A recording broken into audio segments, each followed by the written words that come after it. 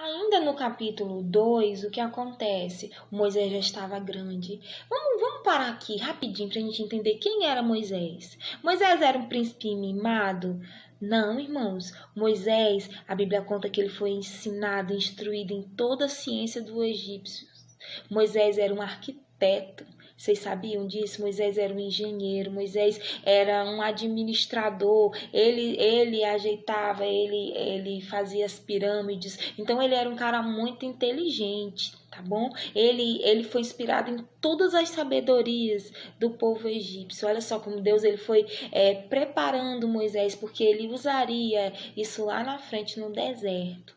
Tá certo? Mas a Bíblia diz que quando ele foi crescendo, que ele viu a maldade dos egípcios para com o povo dele, ele começou a ficar revoltado, irmãos. E a Bíblia diz que um dia ele viu um egípcio maltratando um hebreu. E a Bíblia diz que ele ficou tão irado que ele matou esse cara e ainda enterrou na areia. Só que como tudo que a gente faz de errado alguém vê, alguém viu. E quando ele foi repreender no outro dia, o servo disse: se por acaso você é juiz entre nós, como mataste um egípcio? Então ele entendeu que alguém também tinha visto o que ele tinha feito de errado. E logo então, como a fofoca rola, o faraó ficou sabendo. E o Moisés teve que fugir do Egito para não morrer, porque certamente o perdão ele não haveria perdão para ele, tá? E a Bíblia diz que ele conta e ele para na terra de Midian. Lá ele defende umas mulheres de uns pastores, né? Ele luta e defende elas vão para casa, conta pro pai e logo ele manda chamar o Moisés. Moisés fica ali, né? E se casa com uma das filhas, né? Do homem que se chama Jétro, e ele casa com uma das suas filhas que se chama Zípora. Logo depois ele tem um filho, né? Porque ele diz: peregrino fui na terra estranha, né? E aconteceu, olha só, que ele ouviu, aí a Bíblia conta o seguinte, que quando ele estava lá vivendo, né, com Jétro, o povo de Deus começou a clamar ao Senhor, começou a clamar para Deus vir socorrer, começou a clamar para Deus vir livrar eles dessas pragas terríveis, porque quando o povo clama, Deus atende. A solução para essa pandemia é o povo clamar ao Senhor, irmãos, porque a Bíblia diz que quando o povo começou a clamar, Deus ouviu dos céus e lembrou da aliança que ele tinha feito com Abraão. Amém? Então Deus resolve agir e libertar o povo. Capítulo 3, a Bíblia diz que o Moisés ele apacentava as ovelhas do seu sogro Jétro. Então a gente viu aqui, olha, um cara que era arquiteto, engenheiro, cheio de faculdade, cheio de inteligência, larga tudo e vira um simples pastor de ovelhas, né? E aí a Bíblia conta que um dia ele estava pastoreando e aí ele viu uma árvore que era uma sarça, pegava fogo e essa sarça queimava, mas não se acabava, não se consumia, né? Então ele chegou perto para ver nessa história, mas disse uma voz que disse assim: ei, tira a sandália dos teus pés, porque o lugar que tu tá é santo, né? E aí a Bíblia diz o seguinte: Deus revela, né? Faz toda uma orientação para ele, que ele teria que ir na terra do Egito, para ele salvar o povo dele que estava na escravidão e levar eles para uma terra que mana leite e mel. Quer dizer que é uma terra que tem fartura, uma terra que tem muito mantimento. Só que ele diz assim: mas Deus, eles não vão acreditar em mim. E se eles perguntarem quem é que está mandando dizer isso? Deus disse assim: olha, só diz para ele: eu sou o que eu sou, eu sou. Deus não precisa se identificar para ninguém. Ele é o que ele é, irmãos. Ele é o Todo-Poderoso, né?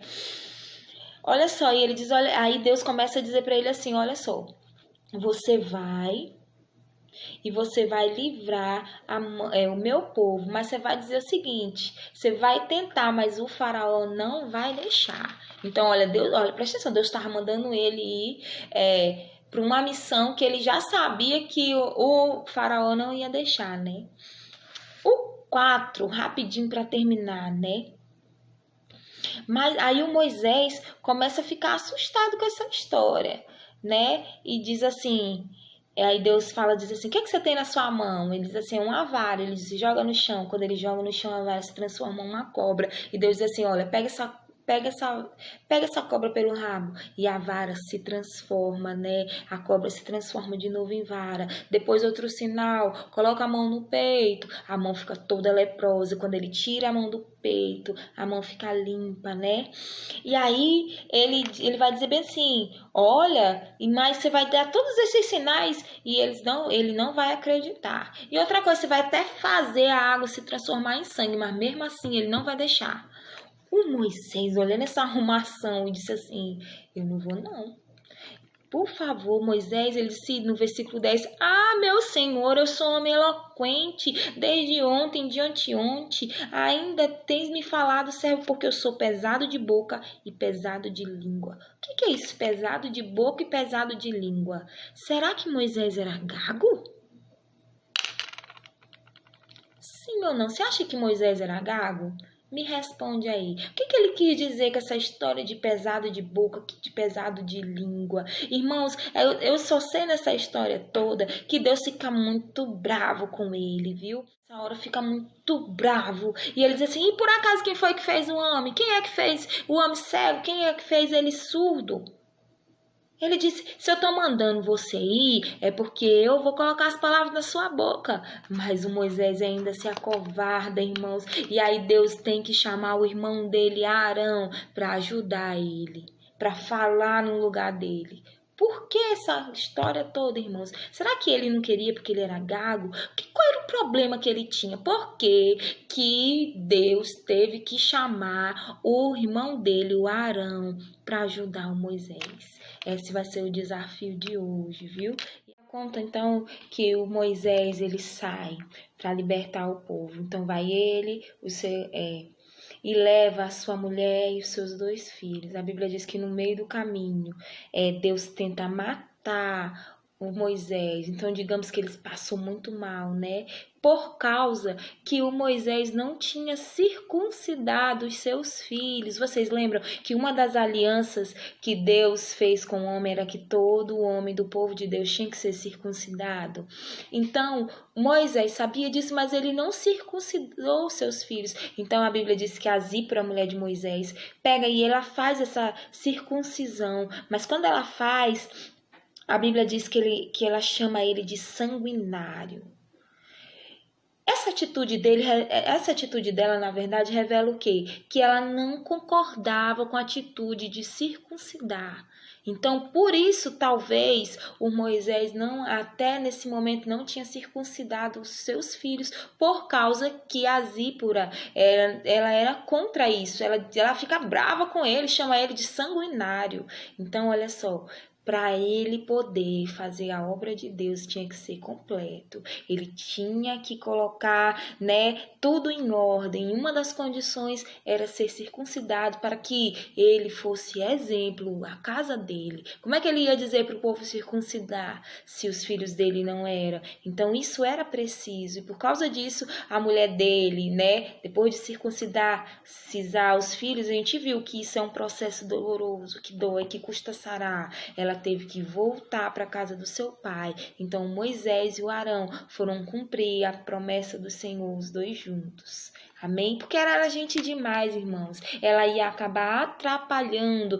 Lembra que a gente viu que as outras mulheres lá em Gênesis atrapalharam os maridos a cumprir a promessa de Deus? A Zípora ia atrapalhar o marido dela. Então, olha, já foi logo para casa, ela e os seus filhos. Então, o Moisés e o Arão foram cumprir o mandamento de Deus. Vamos só continuar para terminar. Que eles continuaram, irmãos? E o Arão foi. Quando chegou lá, eles mostraram os sinais, da vara e da mão. E a Bíblia diz que o povo creu. E o povo começou a adorar o Senhor. Esse foi os 4 capítulos de hoje. Amém?